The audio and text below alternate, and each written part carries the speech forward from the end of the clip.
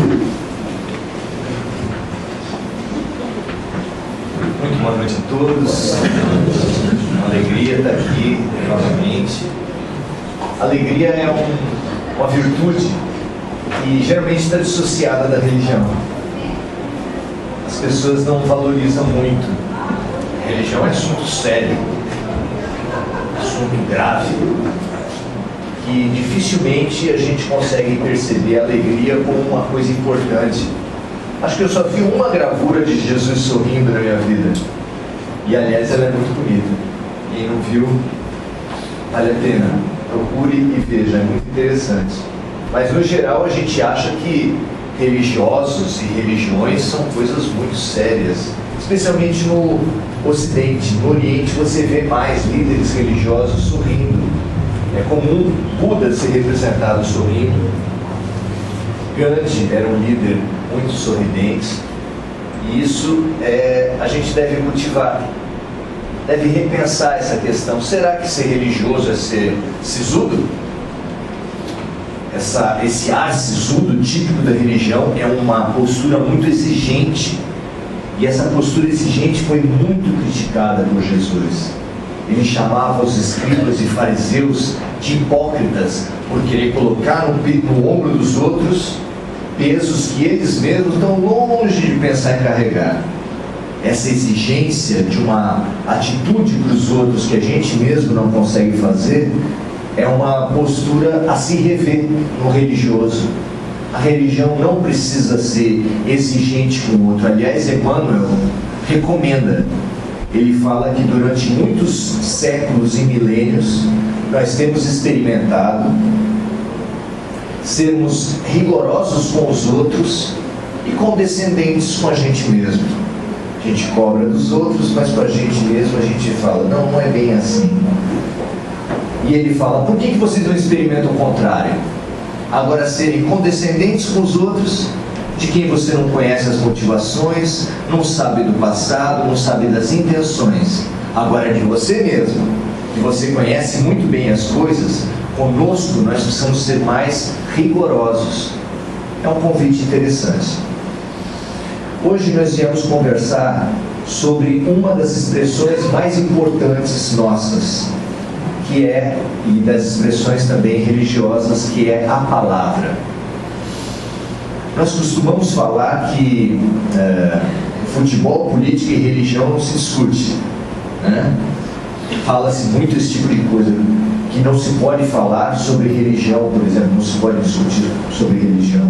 Provavelmente há um acerto nesse ponto, porque discussão é uma conversa movida pela disputa, onde busca-se saber quem é o melhor. É uma competição, e realmente a competição religiosa é uma distorção, é uma posição muito infeliz, onde se faz um debate para ver quem ganha. Essa posição pode servir para a política, pode servir para as leis, para o aspecto jurídico, que é bem assim. Os dois lados expõem as suas partes e depois o juiz dá uma vitória, no geral dá uma vitória para alguém quando a absolução não é de acordo, né? Mas no campo religioso não compete você falar qual é a melhor religião. A religião é aquela que cala melhor no seu coração, é aquela que produz melhores sentimentos e melhores posturas em todos nós. E uma das expressões para você averiguar, para você medir o quanto nós temos melhorado é a palavra. A palavra é uma forma de manifestação muito interessante da nossa parte. Lá nos 10 mandamentos não se tinha praticamente a palavra. O mandamento que mais fala a respeito da palavra é não prestar falso testemunho, ou seja, não mentir, está sem dúvida relacionado à palavra, e a gente deve, e é realmente um dever importante, não que a verdade deva ser colocada a qualquer custo. A verdade é uma faca afiada que deve ser trabalhada com muito cuidado. Você não encontra uma amiga há muito tempo e fala assim, puxa, como você está gorda. Se for verdade, a gente pode falar, não é assim? Claro que não. Claro que não. Você vê o marido de uma amiga sua numa conversa muito próxima com uma outra mulher, você tem o dever de falar para sua amiga, não é verdade? Será? Será?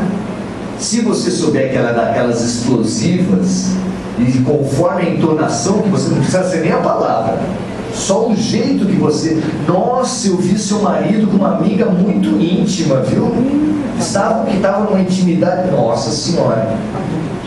Se surge dali um crime passional, você é corresponsável. Pode não ser perante a lei dos homens, mas pode ser perante a lei de Deus. Especialmente de acordo com as suas intenções e com a maneira que você colocou. Então a palavra é uma faca afiada. É muito afiada. Nós, as redes sociais, que trabalhamos com a questão da violência doméstica, a gente sabe que a violência doméstica hoje está principalmente associada ao homem como violentador. Sabe por quê? Porque palavra não dá IML. A violência que é fácil de constatar cientificamente, materialmente, é aquela que deixa marca, que deixa roxo, que deixa marca no corpo.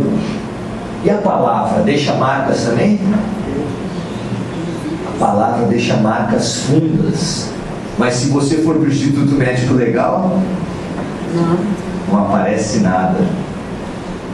Eu já atendi mães que entram com 2 filhos na sala da gente e falam assim: esses aqui são os meus 2 filhos, esse aqui é o meu anjinho, esse aqui é meu querido, aquele ali, outro, olha, esse não vai dar em nada. Eu já vi mães falarem isso. Esse tipo de postura não dá IML, nunca vai ser apurada, e mesmo o psicólogo vai ter dificuldade de perceber isso, porque não é uma marca traumática, não é uma colocação que dá um impacto como um grande xingamento, uma grande humilhação, mas às vezes é uma palavra mal colocada, um jeito, uma entonação que se faça, e a violência já está sendo feita. A palavra realmente é muito importante. Tanto é que no Evangelho de João, quando ele começa a falar sobre a ação de Deus na terra, ele fala: no início era o Verbo. No início era o Verbo. Jesus é descrito como Verbo. Não é um mistério isso? Por que chamar Jesus de Verbo? Não é interessante? Uma das posições mais claras a respeito do movimento da vida, do funcionamento do universo, é que tudo que está estagnado, tudo que está parado é doença. Tudo que está parado está mal. Uma água parada não se deve beber, gera mosquito. Um sangue parado no cérebro pode ser sinônimo de morte. O que é quando os orientais nos ensinam o movimento energético do corpo, eles falam de centros, onde a energia roda, os famosos chakras. A energia parada nesses chakras é um grande problema. Quando eles estão em movimento, um movimento harmônico, no sentido correto, é sinal de saúde. Isso é uma grande evolução na medicina, sabia? Você pegar qualquer médico ocidental e perguntar assim: doutor, que área que o senhor trabalha? Eu trabalho na área da saúde. Ok. Então, por favor, o senhor descreva para mim o que é saúde. Como assim? Não, fale para mim o que é saúde clinicamente. Me explique o que é saúde clinicamente, sem falar que é ausência de doença. Só não vale essa resposta, é ausência de doença. Explique para mim clinicamente o que é saúde. O que ele vai falar? Porque saúde, na medicina ocidental, é fazer 237 exames e não dá resultado nenhum, está tudo dentro dos parâmetros. Isso é saúde, ou seja, é não ter doença. Mas a própria Organização Mundial de Saúde fala que saúde é o completo bem-estar biopsicossocial e não apenas a ausência de doença. Então, o oriental, ele sabe descrever fisicamente como se manifesta, como funciona a saúde. E a saúde é movimento. E uma das expressões claras do movimento é o verbo. O verbo é quando qualquer coisa exerce um movimento, ela é expressa na nossa linguagem através do verbo. O verbo designa movimento de coisas, pessoas, da natureza. Jesus, no início da terra, era um movimento. Era um movimento de quê? De organização, de criação, de preparação da terra para se tornar o habitat da humanidade, da nossa humanidade. Porque há outros planetas, há outras humanidades e há outros Cristos. Muito bem. O verbo, ele pode ser então poderoso, ele pode ser criador. O verbo criador na terra é Jesus Cristo. Mas há muitos verbos destruidores. E o verbo destruidor, ele também precisa ser muito bem pensado. No próprio Evangelho tem inúmeras manifestações disso, e na família da gente também tem, não tem? Verbo destruidor? Tem ou não tem? Tem. No trabalho da gente tem? Tem. No condomínio? Ele tem. O poder que tem a palavra mal colocada, ele é terrível na formação psicológica da criança, como a gente já falou, nas relações humanas em geral, na política. Existe palavra mal colocada? Eu me lembro que tinha uma anedotazinha de um tempo atrás, que os pais recebiam um telegrama, para você ver como era antigo. Hoje seria e-mail, WhatsApp, né? Mas os pais recebiam uma mensagem de um filho, falando, e era um telegrama escrito assim: papai, mande-me dinheiro. Aí ele pegava: olha que absurdo, o pai falou para a mãe assim: olha que absurdo, esse pivete está querendo mandar em mim, chega aqui e manda uma ordem: papai, mande-me dinheiro. Aí ela pegou: não, deixa eu ver esse telegrama. Não, aqui está escrito assim: papai, mande-me dinheiro.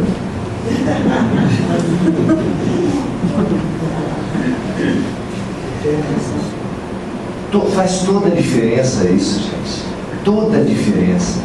Como é que você lê os evangelhos? Como é que você lê a vida? Com que olhar e com que entonação você está olhando as coisas? Se você olhar o evangelho, olhar a Bíblia para buscar justificar os seus preconceitos, você vai encontrar. Na Bíblia tem palavras contra a mulher, tem leituras que você pode fazer contra a mulher, tem leitura contra os homossexuais. Você vai achar a apologia da violência. O Velho Testamento, Deus é descrito como Deus dos exércitos.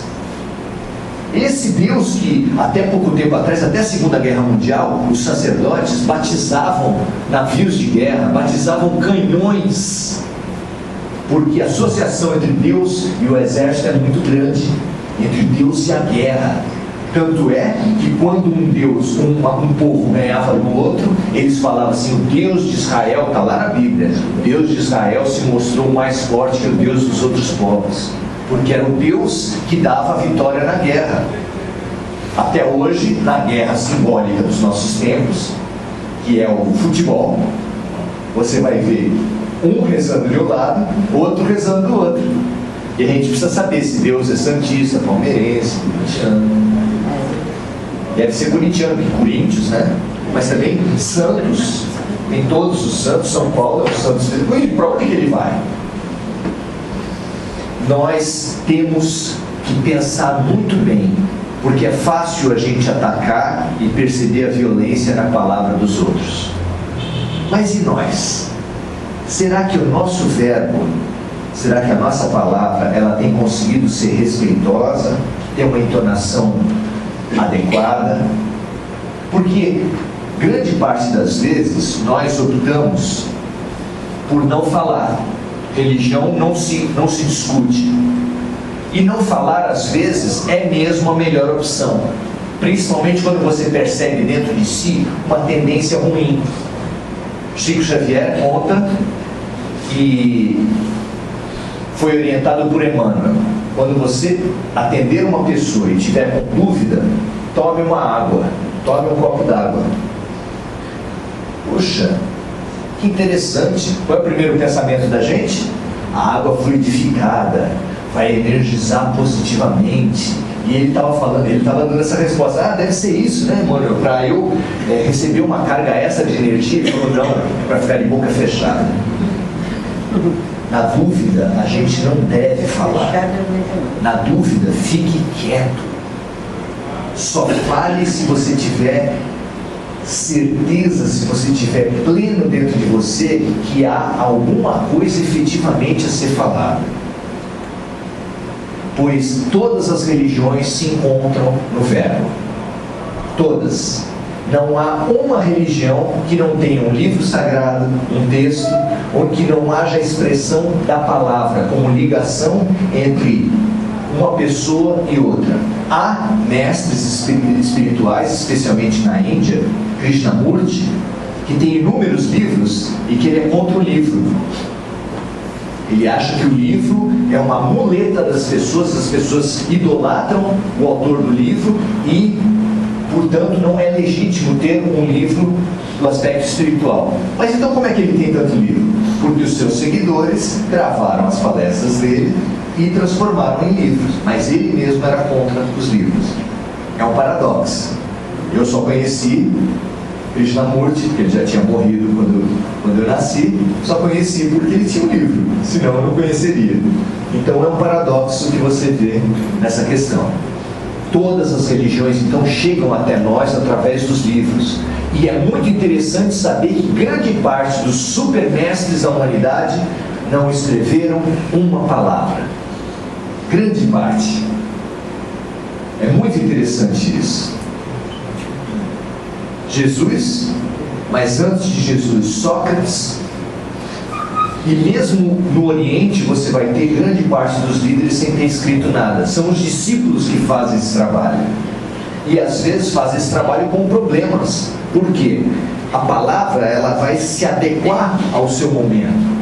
E ela vai se mostrar empoderada de um jeito ou de outro, de acordo com a entonação e com a intenção que nós tivemos. Você já foi mal compreendido alguma vez?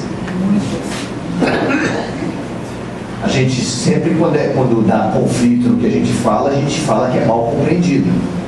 Mas será que a gente não falou errado mesmo? Será que a gente não estava com uma intenção desequilibrada?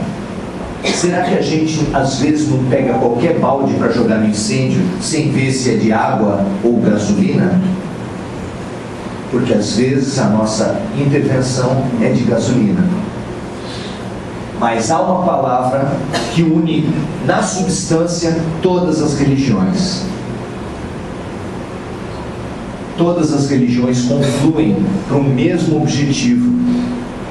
Todos os mestres, quando falaram a palavra amor, fizeram estremecer a terra. Você imagina o que deve ter sido Jesus Cristo falar sobre o mandamento de amor? Amarás o Senhor teu Deus de todo entendimento, com todo o teu espírito, com toda a tua alma, e amarás o teu próximo como a ti mesmo. E depois, já no final da vida, vós sereis reconhecidos pelo amor que tiveres uns pelos outros. Amai-vos uns aos outros como eu vos amei.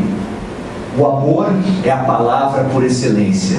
Ela resume todas as nossas utopias, todos os nossos ideais. Qualquer de vocês que tenha um sonho de futuro, esse sonho vai ser basicamente colocado, centralizado e simbolizado pela palavra amor.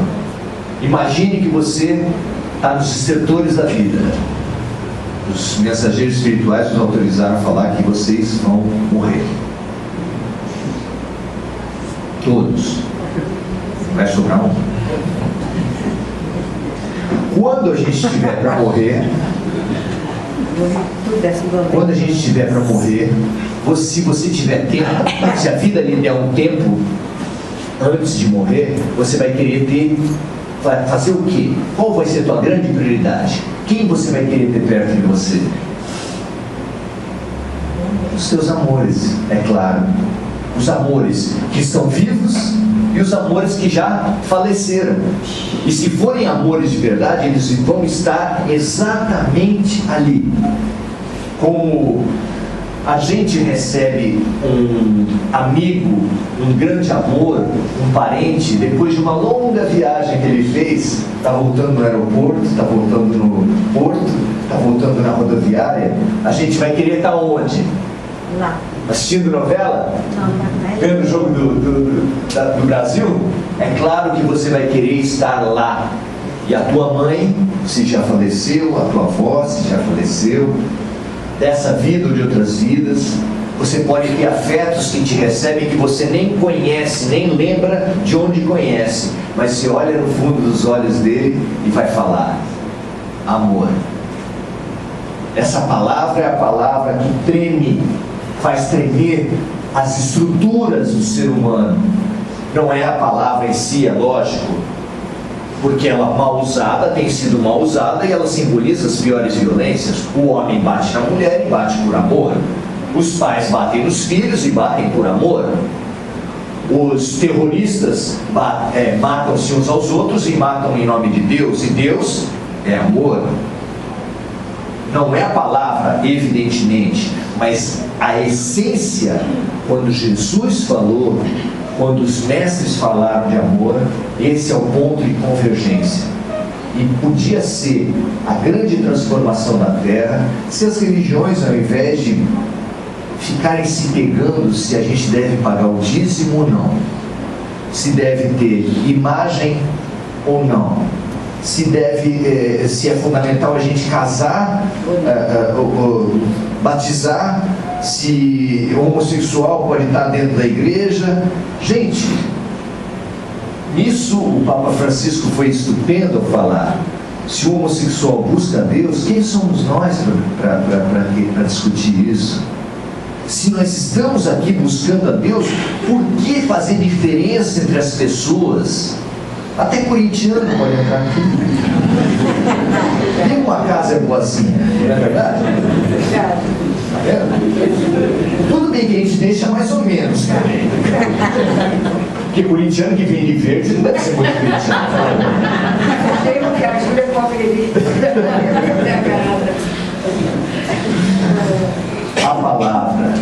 A palavra, quando está por trás dela um sentimento, quando nós trazemos dentro de nós um sentimento e ela expressa, quando a gente não é só a pronúncia da palavra amor.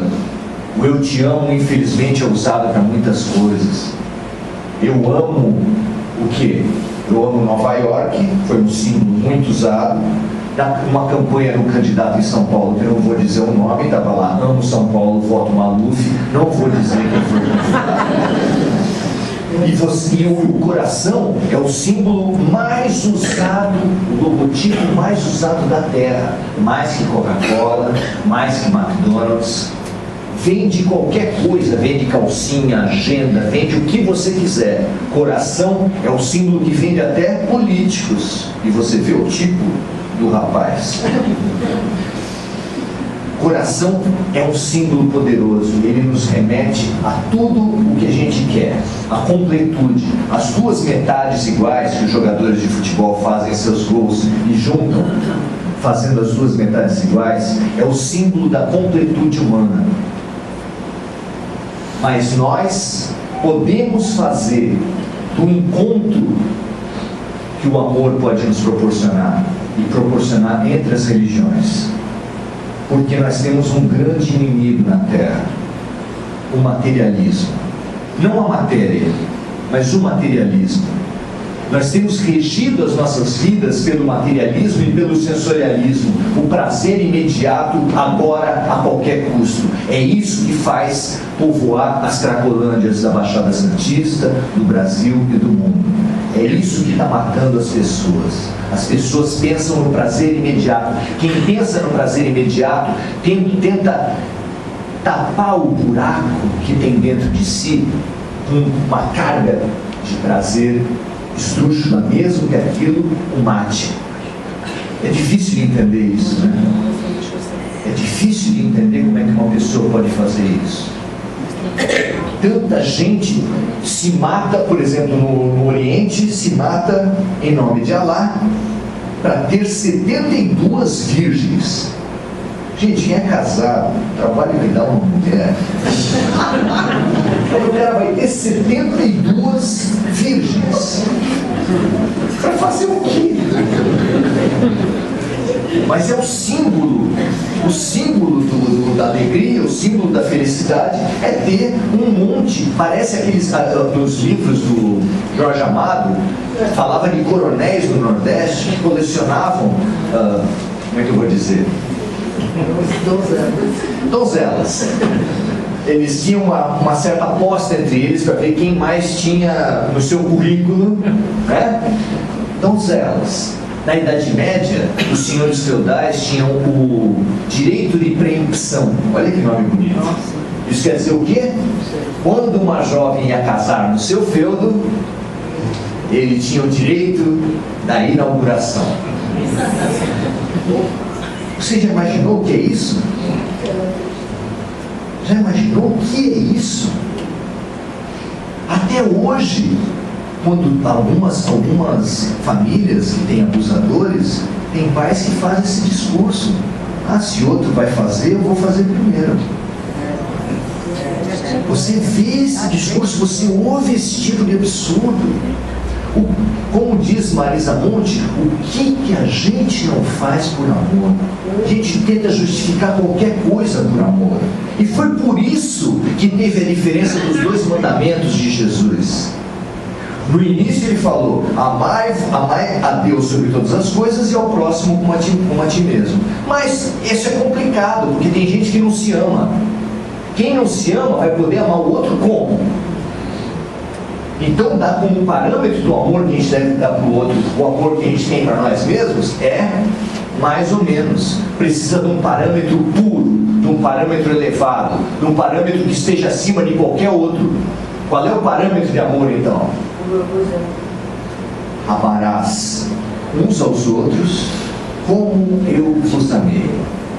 Quando Jesus se colocou como parâmetro de amor, aí as coisas ficaram claras. O que é amor? A gente já não pode falar que eu amo ir ao shopping, que eu amo tomar sorvete, que eu amo ver um jogo de futebol, que eu amo ver uma novela, que eu amo um ídolo. Pode falar isso, mas vai perceber que está apequenando, está diminuindo o amor. Não usarás o nome de Deus em vão, deveria ser: não usarás o nome do amor em vão. A gente não deveria ser crime falar que bate em alguém por amor.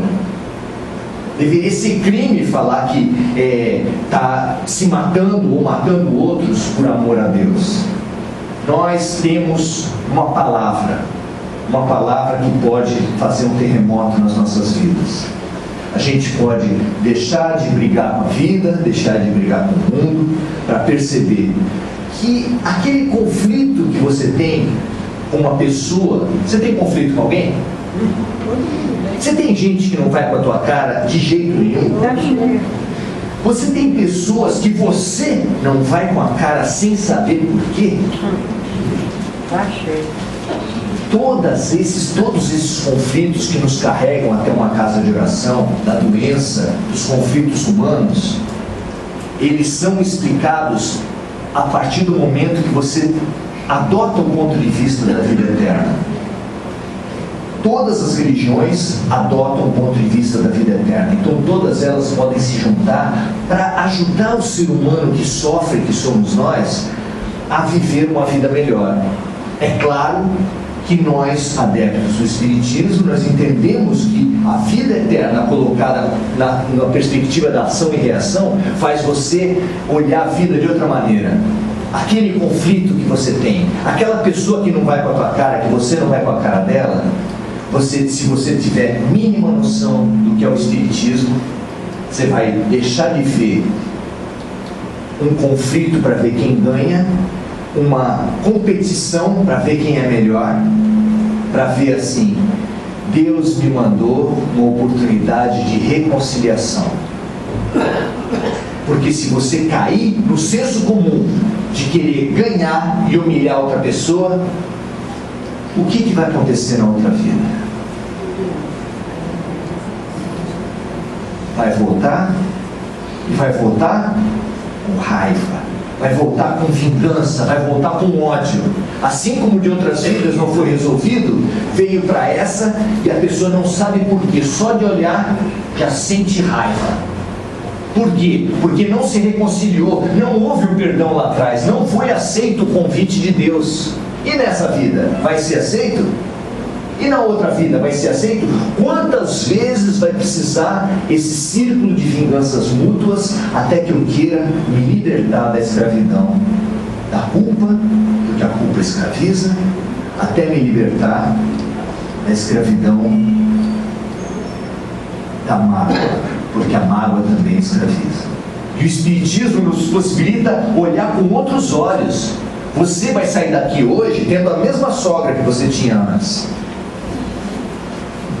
o mesmo vizinho, o mesmo colega de trabalho, o mesmo chefe. Nós aqui não mudamos a vida de ninguém, mas você pode transformar a tua vida. Fazendo o quê? Olhando o mesmo chefe, o mesmo inimigo, o mesmo problema como oportunidade de libertação. Você vai sair daqui, quem chegou aqui doente, vai sair daqui doente também. Vai sair aliviado porque os colegas do passe conseguem tirar as cargas, pelo menos uma parte das cargas destrutivas e depressivas que você situou na sua doença. Mas se você estudar o Espiritismo, você vai ser convidado a uma outra postura com relação à doença, porque a doença física é a manifestação de uma doença espiritual. A pessoa que violenta o seu corpo com um certo tipo de suicídio vai nascer na outra vida com aquela parte do corpo prejudicada de alguma forma.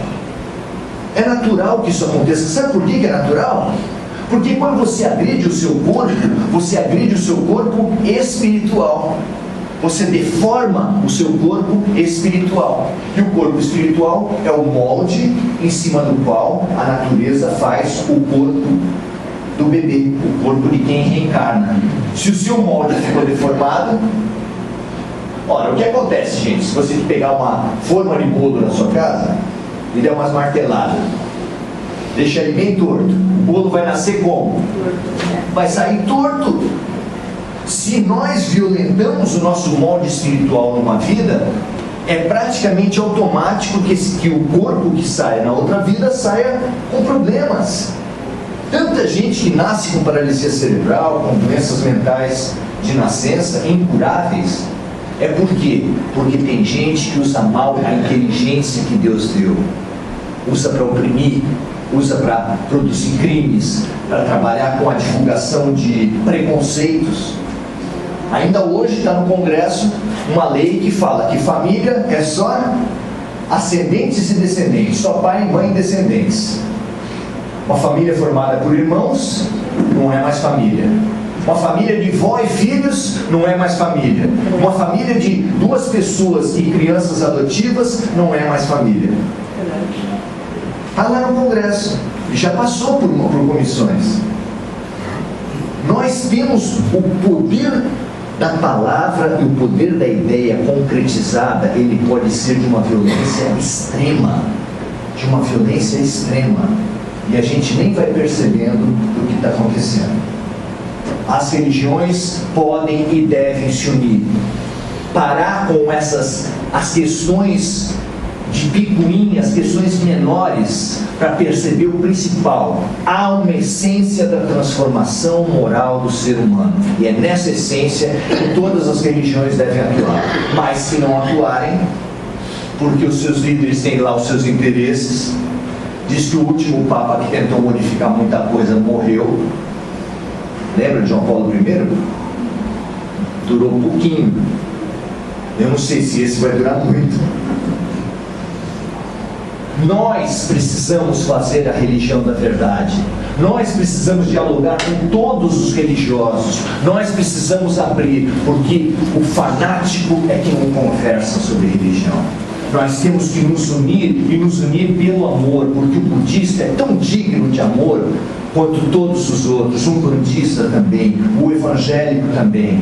Nós precisamos superar os interesses das corporações, os interesses econômicos, os dízimos, as contribuições. Ninguém numa casa espírita vai ser cobrado com carteirinha de espiritismo. Aqui seguramente tem pessoas que frequentam outros cultos, e continue frequentando. A única coisa que a gente deveria evitar é a hipocrisia. Ouça Jesus, estude Jesus. Nós aqui na casa temos diversos cursos de aprendiz do Evangelho. Tente praticar Jesus, busque no dia a dia. Entenda o que é a lei de amor atuando em cada segundo da tua vida. E isso você pode aprender com um padre, com um pastor, e pode aprender aqui, onde você se encontrar melhor. Mas acima de tudo, busquemos o amor. Muito obrigado, gente.